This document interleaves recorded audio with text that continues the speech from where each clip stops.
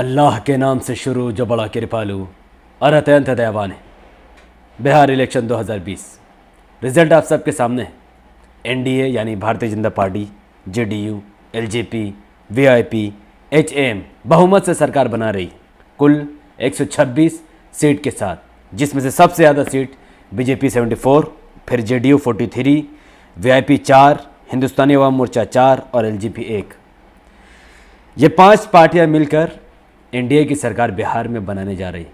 और इस वक्त तेजस्वी यादव काफ़ी निराशाजनक स्थिति में, जहां पर सबसे ज़्यादा सीट विपक्ष में उनके पास 75, कांग्रेस के पास 19, सीपीआईएम के पास 16 और इस वक्त उनके पास 110 सीट। बाकी एआईएमआईएम की 5 सीट अलग, बहुजन समाज पार्टी की 1 सीट अलग और एक आज़ाद उम्मीदवार।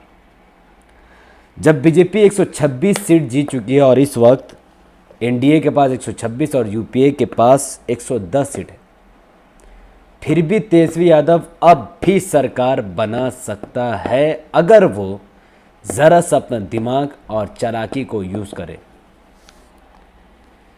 एनडीए की जो मेन पार्टी है वो है बीजेपी और जेडीयू, और इन दोनों के पास इस वक्त 74 और 43 सीट है, बहुमत से थोड़ा दूर।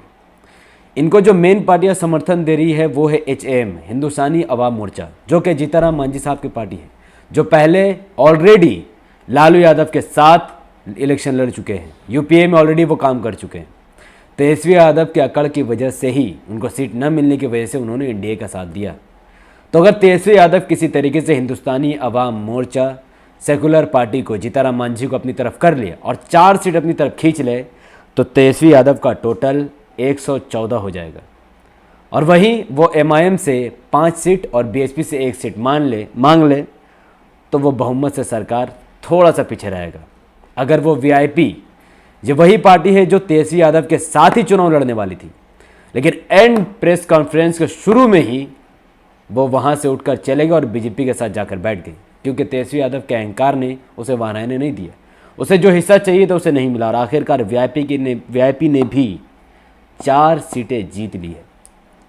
बात यह है कि वीआईपी आखिर क्यों तेजस्वी यादव का सपोर्ट करेगी और क्यों जीताराम मांझी साहब तेजस्वी यादव का सपोर्ट करेगा। वो कौन सा फॉर्मूला है जिसके तहत आज भी तेजस्वी यादव बिहार में अपनी सरकार बनाकर नीतीश कुमार, नरेंद्र मोदी और पासवान को धूल चढ़ा सकता है। वो फॉर्मूला है 4-4 डिप्यूटी सीएम का। यस, अगर आरजेडी वीआईपी के प्रमुख को डिप्यूटी सीएम बनने का ऑफर करे और उसके तमाम जो भी उसके ऑफर है, जो भी उसका डिमांड है, उसको पूरा करके वीआईपी के 4 सीट को लेकर और वीआईपी के हेड को डिप्यूटी सीएम बना दे और जीताराम मांझी साहब को भी डिप्यूटी सीएम बनने का ऑफर करे और उनका 4 सीट को अपने समर्थन में ले ले और एआईएमआईएम की तरफ से 5 सीट का सपोर्ट लेकर अख्तरुल इमान साहब को अगर डिप्यूटी सीएम तेजस्वी यादव बना दे, तो तेजस्वी यादव के पास 75, कांग्रेस का 19, सीपीएम का 16, एमआईएम के 5, बीएसपी का 1, हिंदुस्तान अवाम मोर्चा का 4 और वीआईपी का 4 मिलाकर बहुमत से भी ज़्यादा यानी लगभग 128 सीट के साथ वो सरकार बना सकता है। और भारत में किसी राज्य में पहली बार 1 सीएम तेजस्वी यादव होगा और 4-4 डिप्यूटी सीएम होगा। एक अल्पसंख्यक मुसलमानों की तरफ से अख्तरुल इमान साहब एमआईएम से, दूसरा वीआईपी से, तीसरा दलित की तरफ से जीताराम मांझी साहब और चौथा वो बीएसपी या कांग्रेस से लेके बनाते। इस तरीके से फुल बहुमत से तेजस्वी यादव सरकार चला सकता है, लेकिन ये तभी होगा जब वो कोशिश करेगा और लोगों से बातें करेगा। जब कोई पार्टी, अगर कोई, जैसा कि 9 राज्यों में कांग्रेस के 100 से भी ज़्यादा एमएलए बीजेपी के हाथों बिककर बीजेपी ज्वाइन कर चुके, बीजेपी को उन्होंने समर्थन दे दिया, तो ऐसा होने से बाय इलेक्शन हुआ और बाय इलेक्शन का बाद बीजेपी के टिकट से वो जीत गए।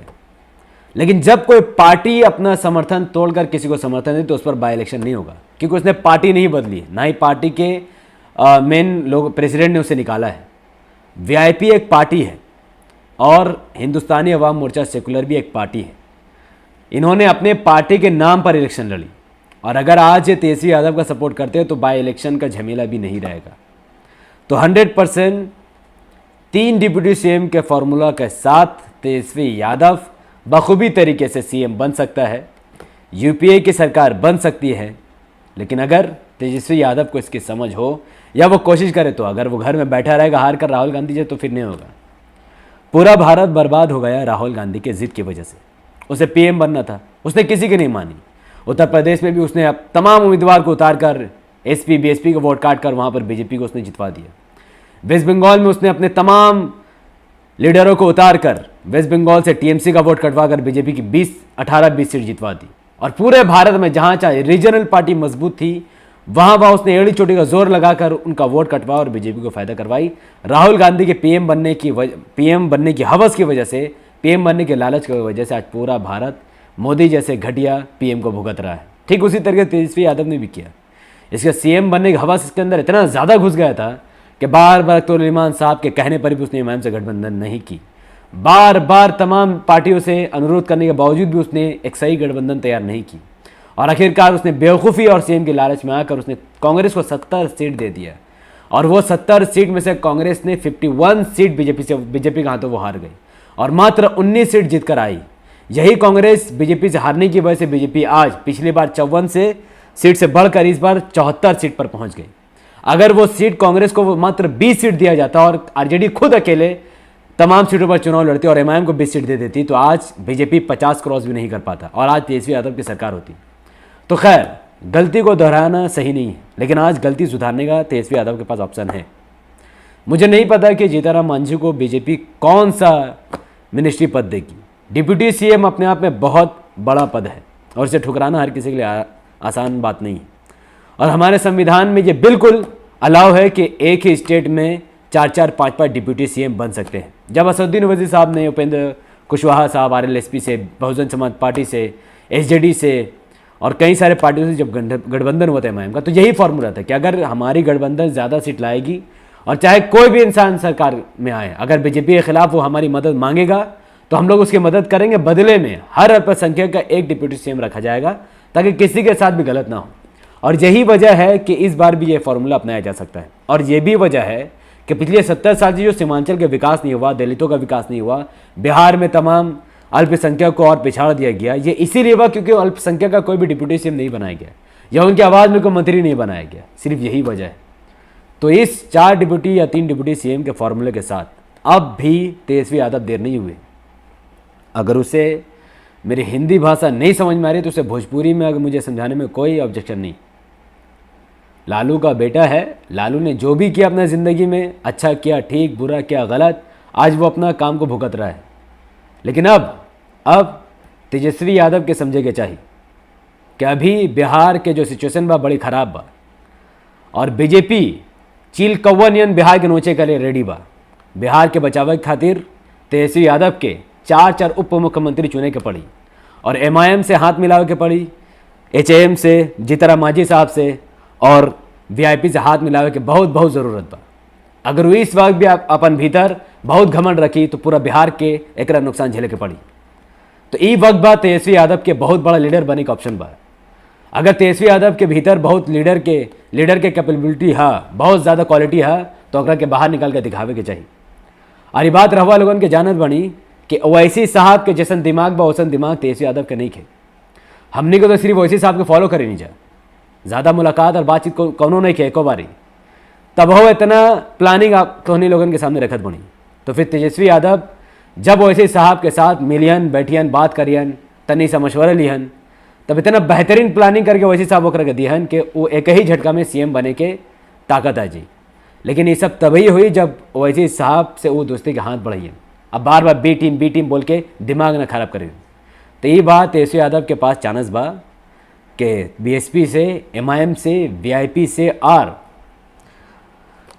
एचएएम से गठबंधन करके पूरा 128 सीट के साथ वो पूरा बहुमत से सरकार बनावे के स्थिति में बा।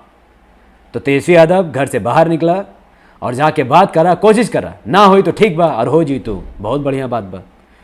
तो यही फार्मूला खातिर हम रहुआ लोगन के बतावत बनी कि जे बिहार में आरजेडी के वोट दिले बा, जाके आपन एमएलए से कही कि भैया जाके तेजस्वी यादव के समझाई कि रहुआ दिमाग खराब हो गल बा ओकरा। अगर ओकरा के सीएम बने के बाद तो रोए धोए से और घर में चुपचाप बैठे से काम ना चली, ना ही झगड़ा झमेले से काम चली, दिमाग यूज़ करे से काम चली।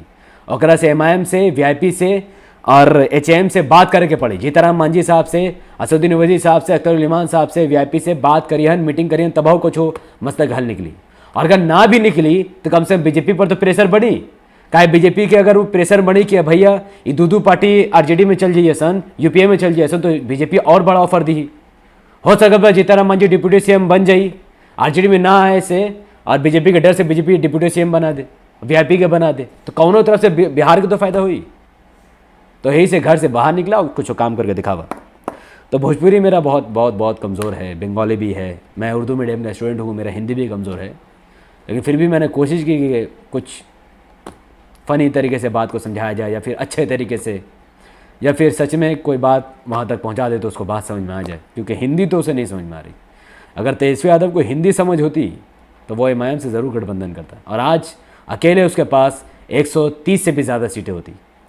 लेकिन शायद उसका हिंदी उसके अंदर समझ बहुत कम है, इसीलिए उसे समझ नहीं आया। मैं उसे 8वीं फेल बोलना तो नहीं चाहता, लेकिन उसकी हरकत ने उसे साबित कर दे कि वो अच्छा खासा सीट जीतते जीतते रह गया।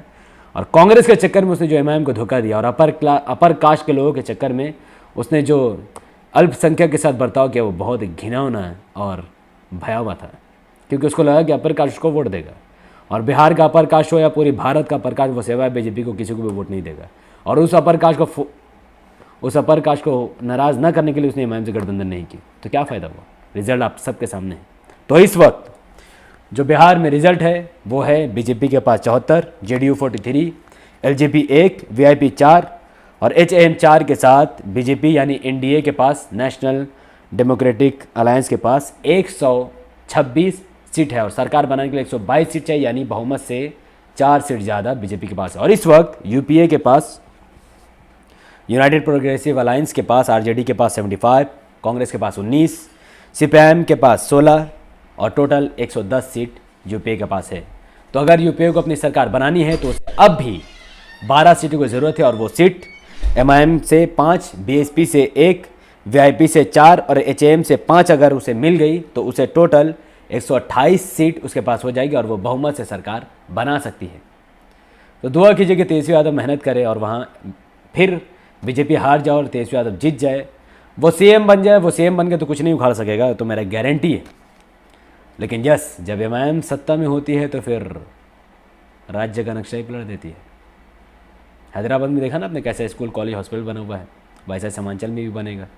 और सरकार बीजेपी के बने या फिर आरजेडी की, मुझे कोई फ़र्क नहीं पड़ता। फ़र्क पड़ता तो एमआईएम के 5 सीट से। एमआईएम के 5 सीट एमआईएम ने जीत ली, अमौर, बैसी, बहादुरगंज, कोचाधामन और जोकीहाट। और इन पाँचों कंस्टिट्यूंसी में अब जो बेहतरीन विकास का काम होगा वो आप देखते रहना। और असेंबली में अगर किसी ने गलत बिल लाया और किसी ने बेईमानी की, किसी ने करप्शन किया, तो एमआईएम के ये 5 सिर ऐसा मुंह तोड़ जवाब देंगे और पूरे बिहार को जगाने की कोशिश करेंगे, ताकि कम से कम करप्शन हो, कम से कम बलात्कार हो, ज़्यादा से ज़्यादा विकास हो। चाहे वहाँ बीजेपी को, चाहे आरजेडी को, कोई फ़र्क नहीं पड़ता, क्योंकि असल में टैक्स पेयर का पैसा, यानी हमारा और आपका पैसा उन पार्टियों के पास जाएगा जिसकी सरकार होगी, और उनको वही पैसा यूज़ करना विकास के लिए। जब वो विकास की जगह अंबानी के लिए यूज़ करते हैं तो एमआईएम के लोग उनके पीछे पड़ जाते हैं। इसीलिए तो एमआईएम का आना बिहार में ज़रूरी था। तो अब मैं नेक्स्ट वीडियो आपको ये समझाने की कोशिश करूँगा कि एमआईएम 5 सीट लेकर भी सरकार ना बना कर भी कैसे वो लोगों की मदद कर सकती है, और कैसे वो बिहार को एक बहुत आगे की तरफ धकेलेगी, ताकि बिहार विकास की तरफ बढ़े और बाढ़ से बच जाए। मैं नेक्स्ट वीडियो में इंशाअल्लाह कोशिश करूँगा। तो अगर आपको वीडियो से हेल्प मिली हो, अगर आपको लगता हो कि वाकई में मेरी बातों में दम है, मैंने जो प्लानिंग दी वो सही है, हालांकि मैं ऐसा साहब का पैरों का धूल हूँ, जो ऐसा साहब का दिमाग मेरे पास उतना दिमाग नहीं है, लेकिन एक काउंटिंग के, एक मैथ के हिसाब से मैंने आपको स्टूडेंट के हिसाब से ये चीज़ बताई। तो अगर आप में से जो भी कोई तेजस्वी यादव के साथ रहता है तो बहुत इज्जत से उसके साथ ये वीडियो पहुँचाइए, इतना शेयर कीजिए इस वीडियो को, इतना शेयर कीजिए, इतना लाइक कीजिए कि ये वीडियो तेजस्वी यादव तक पहुँच जाए और वो देखने पर मजबूर होकर कोई डिसीजन ले। वरना वो खाली बैठा रहेगा तो बीजेपी का सरकार बन जाए। और यूट्यूब का एक एल्गोरिथम है कि जब वीडियो को ज़्यादा लाइक पड़ता है तो ज़्यादा वीडियो वायरल होता है, जितना ज़्यादा इसको शेयर किया जाता है वीडियो वायरल होता है। तो लाइक, शेयर और चैनल को सब्सक्राइब करना बहुत ज़रूरी है अगर आप चाहते हो कि बीजेपी हारे, एमआईएम ज़्यादा से ज़्यादा सीटों पर जीते और हर जगह एंटी बीजेपी सरकार बने। तो हमारे चैनल द पॉलिटिकल को सब्सक्राइब कीजिए, बेल आइकन को हिट कीजिए। वीडियो को फेसबुक, यूट्यूब, माफ़ करना फेसबुक, हाँ यूट्यूब में भी अभी शेयरिंग का ऑप्शन है, तो फेसबुक, यूट्यूब, इंस्टाग्राम, व्हाट्सएप पर शेयर कीजिए और मुझे अपनी दुआओं में याद रखिए। और अगर मेरे बोलने में, कभी बिहारी बोलने में, कभी बंगाली बोलने में, कभी हैदराबादी बोलने में, कभी भोजपुरी और उत्तर प्रदेश का भाषा बोलने में अगर कोई मिस्टेक हो तो अपना छोटा भाई समझकर माफ़ कर दीजिए, क्योंकि मैं कोशिश करता हूँ आप तक सही तरीके से बात पहुँचाने का। क्योंकि रसूलुल्लाह सल्लल्लाहु अलैहि वसल्लम फरमाते हैं कुल्लु बने आदम ख़ताउन खैर ख़ताइन तवाबीन, के जितने भी आदम अलैहिस्सलाम का औलाद है, यानी जितने भी इंसान इस धरती पर है, सब ख़ताकार और गुनाहगार है, लेकिन बेहतरीन ख़ताकार, बेहतरीन गुनाहगार वो है जो तौबा कर ले, यानी जो बेहतरीन पापी वो है जो अपने पाप से प्रायश्चित कर ले। यह है उसका हिंदी मतलब निकलता है। तो शुक्रिया, आराम कीजिए और दुआ कीजिए कि बीजेपी सरकार ना बनाओ, तेजस्वी यादव कुछ मेहनत करके मैम के साथ वीआईपी और एचएम के साथ मिलकर, बीएसपी के साथ मिलकर सरकार बना ले। शुक्रिया। अस्सलाम वालेकुम रहमतुल्लाहि व बरकातहू। अल्लाह की सलामती रहमत व बरकात तमाम भाई और बहनों पर हो। मैं अल्लाह भी पीस अपॉन अस।